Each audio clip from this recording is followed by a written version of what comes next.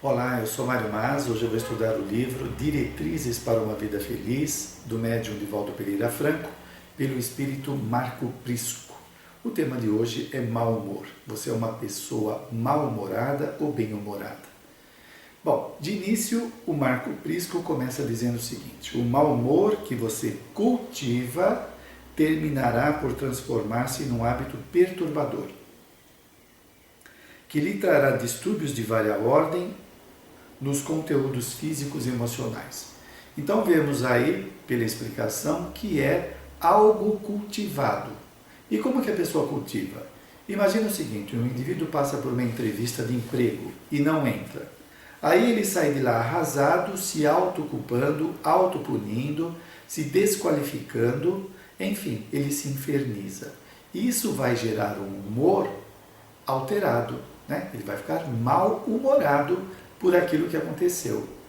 Ele não leva em conta que não entrou na empresa porque tinha muitos candidatos, tinha pessoas mais habilidosas do que ele. Não quer dizer que ele não tenha o seu valor, mas infelizmente o indivíduo faz um julgamento negativo sobre si mesmo, não aceita ou não sabe lidar com frustração, aí sofre. Então ele está cultivando esse mau humor. Se o indivíduo leva uma bronca na empresa do chefe, né, ele tem que saber lidar com isso. O que se espera do ego adulto é que ele administre isso. Bom, eu fiz uma coisa errada, levei uma bronca. O meu chefe exagerou, não deveria ter feito isso. Mas eu não preciso me martirizar, colocar para baixo, me desqualificar. Tá certo? Nós temos que saber enfrentar as situações sem nos infernizar. Tem pessoas que qualquer desvio, qualquer deslize que aconteça nos seus planos, ela já fica toda alterada, já quer desistir de tudo. Calma lá. Nós aprendemos através dos acertos e erros, né? Você não vai acertar tudo, não quer dizer que você não tenha valor, mas vai acertar outras tantas. Então, ele fala aqui que esse mau hábito, né, de um indivíduo ficar cultivando, vai se alojando na personalidade. Ele fala aqui que se transforma num hábito perturbador. E aí qualquer coisinha que sai fora do eixo, está lá a pessoa tanto recriminando a sociedade, aqueles que causaram uma possível frustração nele, como a ele mesmo, né? Se negando, se subestimando. Então, cuidado com esse hábito, porque ele pode ser devastador na sua personalidade. O indivíduo tem que aprender a se tratar bem. Ele tem que saber que ele tem qualidades, limites. Não é? Tem horas que ele vai acertar e outras ele vai errar. E qual o problema? Aprende, continua seguindo a sua jornada evolutiva. Depois ele diz aqui que isso vai refletir como distúrbios na área física e emocional. Ora, se a pessoa fica mal-humorada, né, ela fica muito triste, ela fica muito para baixo, esse estado emocional perturbador vai refletir no corpo, vai somatizar. Então vai trazer alterações orgânicas que podem ser uma úlcera, problemas de pele, pode afetar o seu sono, trazendo insônia, por causa dessas emoções exaltadas, alteradas, que nós temos que saber equilibrar. Algumas pessoas dizem: ah, mas eu sou assim mesmo, eu sou irritado, eu não tenho controle, isso é da minha personalidade. Espera aí. Quem está governando aí esse corpo é você, espírito. Você que tem que disciplinar as suas emoções. E não simplesmente se submeter às emoções que vão acontecendo como se você não existisse. Não, você está aí para evoluir, né? Então, tem hora que você fica irritado? Sim, mas é uma irritação que você sabe administrar, não vai chegar na agressão. Tem horas que você está alegre, eufórico, e você também sabe controlar isso. Você vai brincar, vai dançar, mas você não vai sair dançando na rua e abraçando todo mundo. Isso é uma disciplina pessoal e não é nenhuma repressão. Depois ele diz aqui: quem se acostuma com o charco, olvida-se da beleza e da saúde que proporciona o planalto, que nós temos que aprender a buscar. O planalto, as alturas, sem onipotência, né? Porque aí já vem aqueles que acham que você está vivendo uma utopia. Não. Se você viver encharcado na materialidade, nas coisas somente terrenas, as coisas começam a perder o sentido, a vida perde o sentido. Bom, depois ele diz: torne a sua palavra gentil e portadora de mensagens edificantes. Olha que bacana isso. Se contrapondo àquela visão que algumas pessoas têm de que eu sou assim e quem quiser me ature, a pessoa não tem ideia de que isso está causando uma relação inamistosa com os outros. Quem que quer aturar uma pessoa mal-humorada? Quem que gosta? Parente às vezes tem que tolerar porque não tem outra alternativa. O marido suportar a esposa o marido, a mãe o filho, alguma coisa assim. Ou o empregador, o empregado e vice-versa. Agora, quem que suporta isso? A pessoa acha que é uma qualidade. Ah, eu sou assim, tem que me aturar. Calma lá, você vive numa sociedade e tem que aprender a melhorar, porque nós estamos reencarnados para evoluir. Então ele diz aqui, torne a sua palavra gentil. Em vez de chegar para a pessoa e falar, pega isso daí, traz para mim. Por favor, você pode pegar isso e me trazer na minha mesa? Você gera na pessoa uma simpatia, um respeito. Quando você a maltrata, ela vai ter uma reação emocional. Mesmo que ela não manifeste porque não quer perder o emprego, porque você é o patrão dela, ela vai exteriorizar uma energia de raiva, de ódio que vai afetar o seu corpo. E sabe o que vai fazer com o seu corpo? Vai trazer doenças, vai fazer as somatizações que falamos, você vai ter problema para dormir, você vai ser irritadiço, você vai ter problema de metabolismo para se alimentar, né? Então, os dividendos desse mau humor, do distrato que você tem com as pessoas, vai repercutir em você mesmo. Então nós temos que aprender a ser gentis, como ele fala, e portador de uma mensagem edificante. Então tem gente que começa uma conversa com alguém já falando das catástrofes do planeta. Já tem listado todos os terrores, todos os sofrimentos, todas as batidas de carros que aconteceram no dia anterior ou nesse dia. Por que você não leva uma mensagem positiva? Quando vai conversar com uma pessoa, falar de alguma coisa bonita, alguma coisa bacana, que você viu no seu trajeto, né? Então, você começa a trazer, a inserir no seu diálogo coisas positivas. E isto significa que você começa a trazer energias equilibradas. E também vai criando o hábito de ver o positivo. Como ele falou aqui, nós criamos hábitos. Então, tem pessoas que estão habituadas, treinadas a ver o negativo. Você pode treinar a ver as coisas boas, você se gratificar, você ficar feliz com aquilo lá. Esta felicidade vai trazer mais lucidez, vai trazer mais sociabilidade. Tudo melhora quando a pessoa está bem. Pensa nisso. Bom, depois ele diz: quem pretende alcançar a plenitude não deve deixar marcas de angústias pela senda percorrida. E aí eu lembro de uma frase do livro de André Luiz, que um benfeitor, Aulus, ele diz: ninguém avança sem resolver a retaguarda. Não é? É da lei de causa e efeito.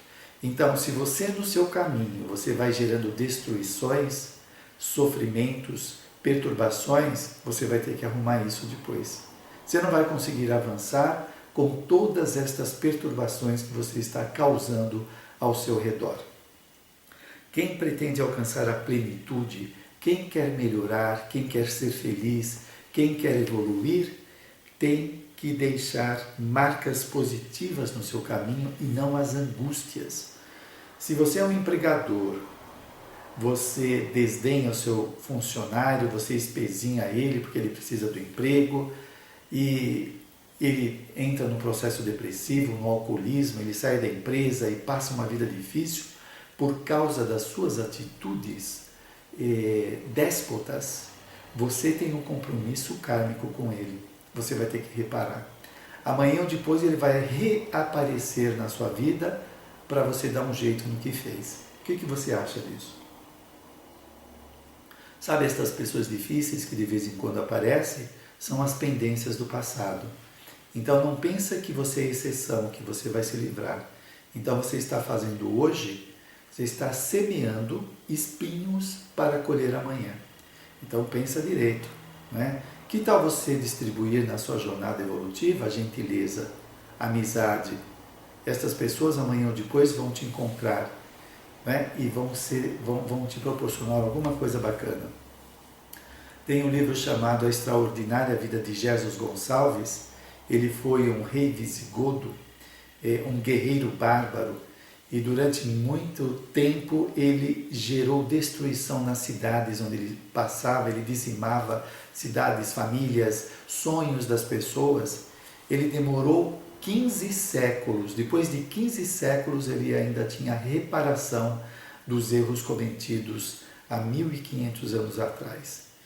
Então, ninguém evolui, ninguém avança perturbando as pessoas que estão ao seu redor. Como está dizendo aqui Marco Prisco, é um aprendizado para nós, é começar a repensar a vida. Não é? A proposta do Espiritismo amplia essa visão da vida, superando a proposta materialista, no qual a vida se resume somente nos consumos, no status que o indivíduo tem, e a pessoa faz de tudo para atingir esses objetivos, passa por cima dos outros sem ética, gerando problemas. Né? E quando chegar lá, no apogeu daquilo que é considerado a vitória, a autorrealização, a pessoa está cheia de marcas, de doenças, de imagens perturbadoras dos males que ela praticou na sua jornada. Depois, o Marco Prisco vai dizer mais coisas aqui para nós. Sorria confiante quando os desafios lhe ameaçarem o percurso evolutivo. Eu lembro aqui da psicologia positiva dizendo o seguinte, que a pessoa que cultiva os sentimentos positivos, como alegria, amor, esperança, enfim, tudo aquilo que, gratidão, etc., as pessoas se tornam mais lúcidas, mais sociáveis, mais amistosas, ela tem mais determinação para fazer as coisas, porque ela está num estado de humor melhorado, com estes sentimentos positivos. Então, quando ele fala sorria confiante, quando os desafios lhe ameaçarem o percurso evolutivo. E isso também está implícito aqui, acreditar em Deus. Espera aí, por que essa situação está aparecendo? Por que eu estou me abalando? Aí vem a confiança, não, vai acontecer o que é melhor para mim. Isso objetiva fazer eu crescer, enfrentar desafios. Quando eu enfrento os desafios, eu estou mobilizando os meus potenciais latentes. Eles estão sendo estimulados a se desenvolverem, a se atualizarem na minha personalidade. Então, a proposta é uma atitude emocional positiva e não logo de cara a pessoa achar que nada vai dar certo, ficar acabrunhada, né? Como se não houvesse alternativa. Depois ele diz, a alegria de lutar abre espaços emocionais para que os estímulos se renovem, gerando forças que se multiplicam. É isso que eu falei anteriormente da psicologia positiva, né? Ele fala aqui que essa alegria vai servir de estímulos que renovam. Estímulos que renovam. O indivíduo ele vai se sentir melhorado, ele se sente confiante, ele sente que pode enfrentar, ele sente e sabe que pode enfrentar a situação. Isso quer dizer o seguinte, esse estado emocional faz com que ele fique num estado de recursos psíquicos, ou seja, ele tem mais acesso às suas memórias, mais acesso à sua inteligência, a concatenar as ideias, a raciocinar em cima do que está acontecendo de forma mais clara do que a pessoa que está perturbada, que ela não tem muitas alternativas. Por quê? O seu psiquismo fica como que reduzido, limitado, restrito. Ela não consegue acessar as lembranças, os conhecimentos que ela tem ficam inacessíveis. Olha que interessante, esse estado de humor pode fazer com o indivíduo. Depois ele diz aqui, Cuide de manter-se bem externa e internamente. Não adianta só apresentar persona, não é? A persona sociável com todo mundo, brinca com as pessoas e dentro a pessoa vive um inferno.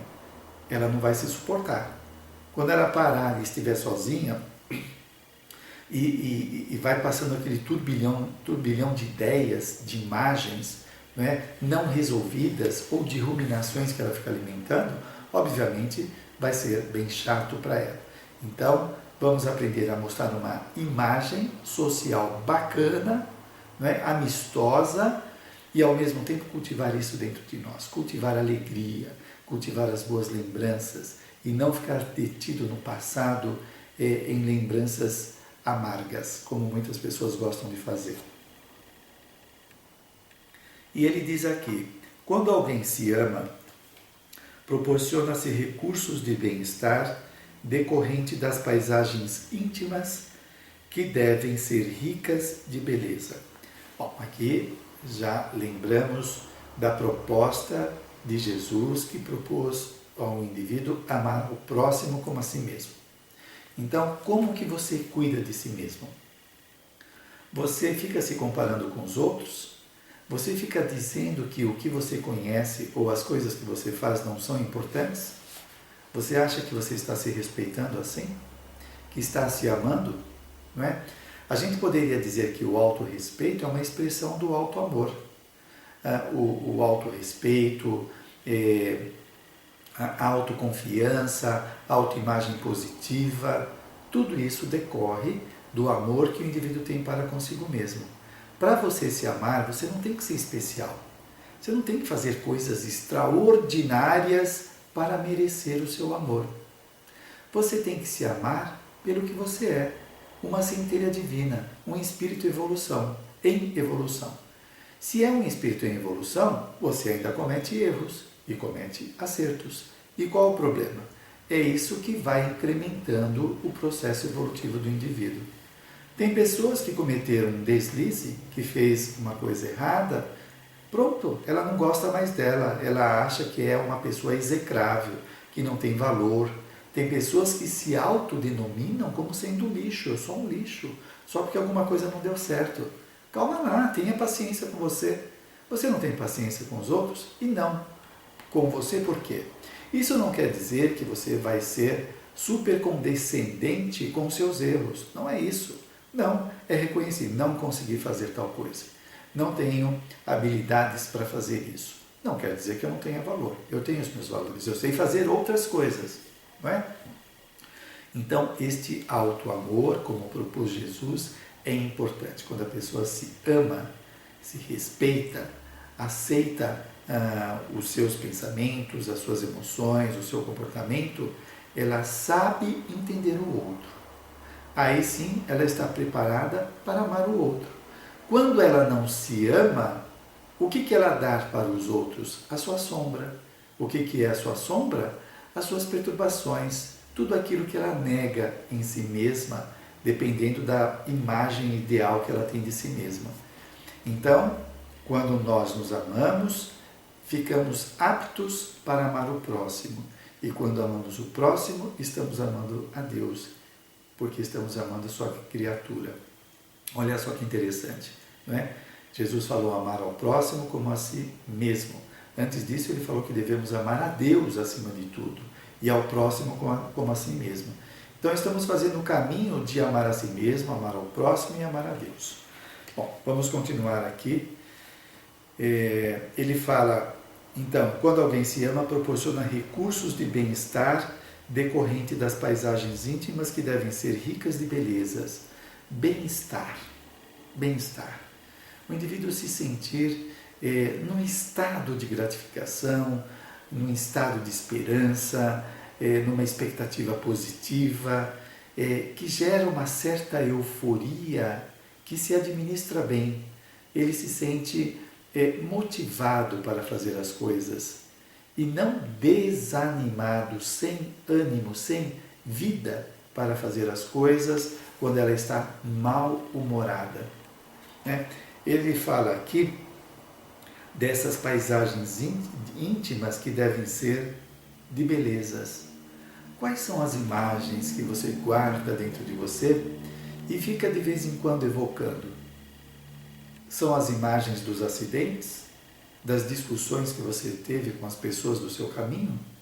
Ou você guarda na sua memória uma psicofonia que você escutou e gostou muito, a mensagem de um livro que traz uma motivação para você, uma imagem da natureza, uma fotografia que te deixa alegre?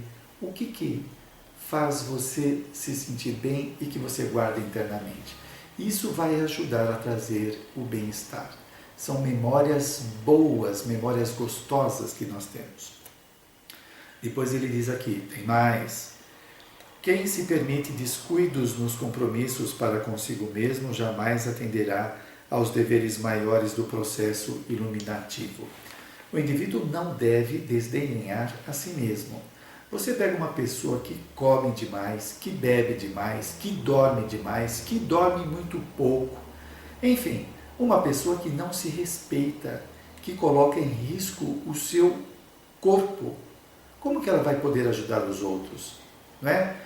O indivíduo que desdenha o seu corpo, que usa com excessos o seu cosmo fisiológico, ele está fazendo aquilo que o Espiritismo ensina, que é o suicídio indireto. O indivíduo programou reencarnar e viver uma vida de 80 anos. Chega aqui, se excede na alimentação, na bebida, não dorme, passa a noite na farra, enfim, o indivíduo faz uma série de coisas que consomem mais depressa a sua energia vital.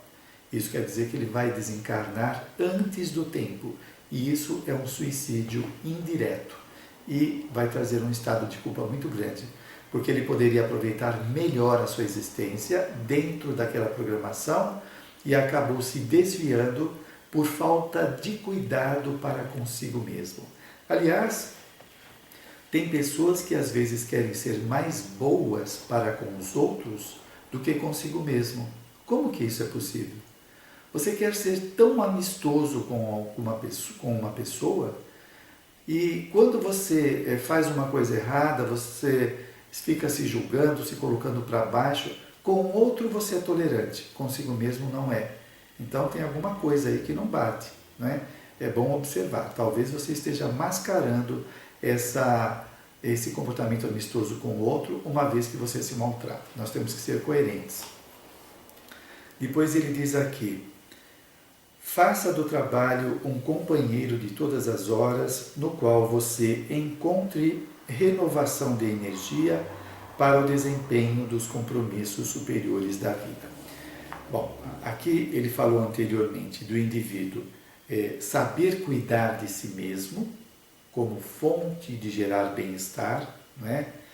Agora ele está falando da questão do trabalho. Uma pessoa que trabalha só para ganhar dinheiro, mas é infeliz do que faz, aonde vai parar? O que ela faz com esse dinheiro? Compra em medicamento? Será que ela não tem que conciliar o que ela gosta com o que ela faz? Dentro do possível, não é? Agora veja, isso daí também depende do mercado de trabalho, da profissão da pessoa, da formação, tem uma série de variáveis, não é?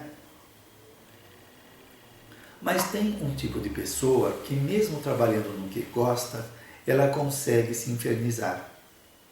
Ela briga o tempo todo com o trabalho, ela briga com as pessoas, ela não consegue desfrutar, extrair o melhor daquele trabalho, não é? Porque é uma pessoa viciada em reclamar e tudo que ela realiza é insuficiente. Percebe? É um estado doentio da personalidade. Se ela estivesse na melhor profissão do mundo, se ela estivesse no melhor passeio do mundo, ela continuaria brigando, vendo o que tem de negativo nessas situações. Então você veja aí que é um problema de personalidade. A pessoa tem que aprender a ver as coisas boas que estão ao seu redor. E por quê? Isso já é fonte de bem-estar, de alegria, de motivação.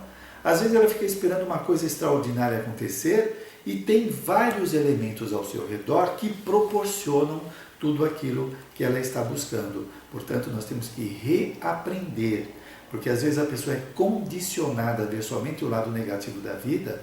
Você pega uma criança que está na casa brincando e a mãe está reclamando do marido que vai chegar daqui a pouco, porque o casamento é difícil, porque que eu fui fazer isso, não deveria, daqui a pouco ele chega, é aquela briga, e a criança vai assimilando isso. Casamento, relacionamento, só traz briga, só traz sofrimento. Aí chega o pai, começa a reclamar do empregador, do metrô que estava cheio, das dificuldades, que não adianta trabalhar, que ele é explorado. Mais informação na cabeça da criança. Trabalhar traz sofrimento, a pessoa não se realiza, todo mundo explora. Aí ele vai crescendo, aprendendo a ver somente o lado negativo da vida. Provavelmente, quando ele começar a interagir com as pessoas, buscar um emprego, uma namorada, ele vai ter um relacionamento um pouco difícil por causa disso que aprendeu. Se ele for um espírito mais maduro, ele consegue transcender, ele consegue ir além daquilo que ele escutou em casa, ele filtra, né? Agora, se é uma pessoa que não tem muito desenvolvimento pessoal, ela vai levar para o seu emprego essas ideias de exploração e vai ter uma relação complicada. E no namoro também, ela vai entrar com o pé atrás. Ah, minha mãe sofreu muito, meu pai com casamento, deixa eu ficar com o pé atrás. E esse pé atrás quer dizer que ela não é inteira no relacionamento. Aí não dá certo o relacionamento, aí ela conclui, está vendo que meus pais tinham razão? Mas ele não percebeu que foi ele que levou os seus tormentos no relacionamento, né? Atenta nisso, porque você pode estar achando que algumas coisas na sua vida não estão acontecendo como se a vida estivesse conspirando contra você, e não, é você que está conspirando contra as suas realizações. Continuando aqui com Marco Prisco, todo aquele que tem preenchidas as horas com realizações enobrecedoras jamais dispõe de tempo para queixas, a depressão, os conflitos perturbadores. Bem, ele fala aqui as suas horas preenchidas com coisas enobrecedoras. É diferente do indivíduo sair do trabalho e passar no boteco, se alcoolizar, ficar alterado, ficar obsediado, algum obsessor lá que gosta da bebida vai se acoplar a ele, ficar escutando o que outras pessoas alcoolizadas estão dizendo, reclamando da vida, xingando, né? Ou pensando só em sexo. Então, desse modo, o indivíduo está se enchendo de informações perturbadoras. Diferente do que ele propõe aqui, de realizações enobrecedoras que trazem bem-estar, confiança, né? O indivíduo se sente participante de alguma atividade construtiva no qual ele se sente bem. Então, neste caso, a pessoa vai ter uma atitude diante da vida, por conta dessas realizações positivas, mais construtiva, mais participativa, né? Não vai ser uma pessoa medrosa que se encheu de ideias negativas e que tem medo de viver. Não, ela confia, ela sabe que o melhor pode acontecer, porque ela trabalha em projetos edificantes, né? E também o que ele fala aqui é que a pessoa ela não fica depressiva porque ela está fazendo coisas construtivas. O indivíduo que fica entregue às suas lembranças perturbadoras, às conversações negativas, né, que foge dos acontecimentos da vida, isso vai adoecendo a alma, como diz a psicologia. O indivíduo vai ficando depressivo, né, porque está cheio de coisas não digeridas dentro dela. Então, é uma pessoa que não sabe enfrentar situações, não tolera a frustração, não sabe lidar com perdas de emprego, perda de algum objeto. Então, tem uma série de coisas que ela não sabe lidar, que vai gerando esse adoecimento na personalidade, né? Bom, depois ele diz, quem vive a procura de repouso injustificado perde os melhores momentos da existência. Bom, levando em conta que nós reencarnamos para evoluir e não para ficar deitado numa rede balançando o dia todo, o nosso tempo é preciosíssimo. Então, aquele que aproveita o tempo para melhorar a si mesmo e ao seu meio social, está fazendo realizações que vão trazendo estados de bem-estar, de confiança, de participante da vida, que todo conhecimento intelectual ou todos os bens materiais são insuficientes para gerar o bem-estar subjetivo que o indivíduo está experimentando, né? Então, algumas pessoas, infelizmente, acham que a vida é só descansar. Elas buscam brechas no emprego para se afastar, para ficar assistindo televisão, para ficar na beira da praia. Outros esperam aposentadoria para ficar na beira da piscina. Isso quem tem dinheiro. O outro para ficar na beira da praia, tomando sol o dia todo. E o que acontece com o cérebro dessa pessoa, com o corpo, com seus sonhos, com seus ideais? Chega uma hora que isso não traz mais satisfação. Aí ele precisa ficar buscando alternativas, né, para tentar trazer algum sentido na sua vida, porque ele perdeu o sentido. Chega uma hora que aquilo lá não sacia mais. Então, nós temos que pensar. E outra coisa, quando a pessoa desencarna, ela vai ver que ela poderia ter feito várias coisas, inclusive melhorias pessoais, e desdenhou. Aí vem o processo de culpa, aí ela quer reencarnar correndo para reparar os seus erros, né? E fica perturbada. Então, a vida é muito importante e o Espiritismo esclarece isso bastante para nós. Depois ele diz o seguinte: transforme as dificuldades em ocasiões de enriquecimento espiritual. Em vez de problematizar as dificuldades, nossa, por que foi aparecer isso agora? Eu não vou conseguir. Isso é insuportável. A pessoa fica dramatizando, né? Puxa vida. Ela está alterando, ela está aumentando aquilo como se fosse uma coisa intransponível. Como ele propõe aqui, é transformar a dificuldade em ocasiões de enriquecimento espiritual. O que esta situação que apareceu vai me ensinar? O que eu vou aprender com isso daí? Ora, se Deus é onisciente e tudo sempre caminha para o melhor, estes acontecimentos não são gratuitos. Nós temos que mudar a leitura. Espera aí, isso daí é uma mensagem da vida para eu aprender alguma coisa. Então, desse modo, o indivíduo tem uma postura construtiva, positiva diante da vida, em vez de ficar afastando tudo aquilo que aparece como se fosse um estorvo, e são possibilidades para o seu melhoramento pessoal. Depois ele diz: sem os percalços e problemas do cotidiano, que devem ser superados, ninguém consegue ultrapassar a barreira dos próprios limites. Quando nós estamos enfrentando problemas, dificuldades, olha só, estamos colocando em ação as nossas capacidades. Quanto mais nós utilizamos as capacidades, mais elas vão se automatizando, vai sendo parte da pessoa, não é? Ela tem aquela facilidade de lidar com várias situações. A pessoa que fica fugindo, que fica se subestimando, qualquer situação que aparece, parece imensa, muito difícil, porque ela se acha muito pequena. Portanto, vamos aprender que os enfrentamentos das situações estão melhorando o indivíduo, está fazendo desenvolver os seus potenciais latentes. Depois diz aqui: quem se recusa aos enfrentamentos que conduzem ao progresso, estagna-se em perigosa paralisia espiritual. E aí também, falando na paralisia espiritual, obsessores podem ficar sugestionando o indivíduo a desistir, a não enfrentar as situações, a se achar muito fraco para aquilo lá, não é? Então ela fica se colocando para baixo, porque ela deu brecha no seu comportamento.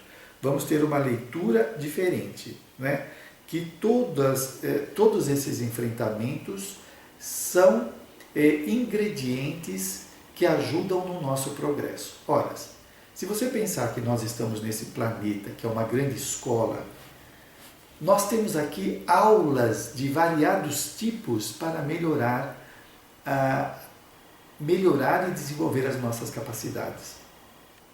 Então nós temos aulas, né, como se fossem salas de aulas, cada sala de aula ensinando várias disciplinas que precisamos. Nós temos a disciplina do casamento, a disciplina da saúde, a disciplina da doença, a disciplina da riqueza, da pobreza, da feiura, da beleza. São várias experiências, provas que nós enfrentamos para o indivíduo desenvolver todos os seus potenciais. Em cada uma dessas experiências, ele vai desenvolvendo determinados recursos. Você imagina uma mulher que há 5 séculos reencarna e vem como mãe, cuidando dos filhos, educando-os, etc. Há 5 séculos ou 10 séculos nessa atividade de cuidar de pessoas. Ela desenvolve tantas habilidades maternas, uma capacidade de cuidar dos outros, de empatia, de saber o que acontece com a pessoa. Por quê? Por causa dessa experiência que ela vem acumulando ao longo do tempo. Então, nas milhares de existências que nós temos, nós vamos aprendendo várias coisas. Hoje você pode ser um médico, amanhã você pode ser um cobrador de ônibus, depois você pode ser um feirante, pode ser um engraxate, pode ser um engenheiro. Todas as experiências estão ensinando a pessoa a aprender alguma coisa. Depois, o Marco Prisco diz: examine as suas possibilidades de realização e execute os seus programas com entusiasmo. Isso também é um hábito que nós podemos criar, né? O entusiasmo para enfrentar as situações. Ele fala que examine as suas possibilidades de realização, né? Até onde eu posso chegar? Tem gente que se cobra demais, né? Que quer fazer coisas que ela não tem habilidade, que ela não desenvolveu. Então, ela pode ter dificuldades, porque ela exige demais de si mesma, e depois ela fica se cobrando. Então, espera, eu posso chegar até aqui, né? Eu consegui, bacana, não consegui, não tem problema, eu vou me esforçar mais para ir adiante. Então, é o indivíduo dar conta das suas possibilidades. Depois ele diz: cada pessoa tem as suas próprias necessidades e aspirações. Sim. Quem exige dos outros o cumprimento dos deveres, não raro se esquece de executar aqueles que lhe dizem respeito. Tem gente que é invasivo, né? Que quer que os outros façam tudo aquilo que ele está fazendo. Respeita os outros. Se o outro fizer ou não alguma coisa, isso não vai te tornar feliz. O que vai torná-lo feliz são as suas realizações. Agora, você tem que aprender a lidar com a diferença, com as escolhas do outro. O seu filho pode não querer ter a mesma profissão que você tem. E nem por isso você deve se zangar. É uma opção dele. Ele pode ter programado na vida espiritual uma profissão diferente da sua. Agora imagina que você exija, e tem pais que fazem chantagem. Se você não fizer, você está me frustrando, você está me decepcionando, me esforcei tanto para te colocar na faculdade, e quer que o filho seja uma cópia dele. Respeite ele, porque ele é uma individualidade, ele não é uma extensão sua. Se você já se realizou na sua profissão, que bom. Se você não conseguiu uma profissão e quer que seu filho tenha aquilo que você sonhava, você está fazendo errado. Você tem que deixar ele seguir aquilo que é bom para ele, não para você. Bom, depois ele diz aqui: valorize o milagre das horas, delas utilizando-se com sabedoria. A hora é muito importante, né? A nossa estada no planeta tem um objetivo que é o nosso crescimento. Então, como estamos aproveitando a nossa hora? O tempo não passa porque é imutável. Todavia, aqueles que transitam sob as exigências do relógio não se podem permitir o prejuízo de não lhe considerar o valor. O tempo, como ele diz aqui, é imutável.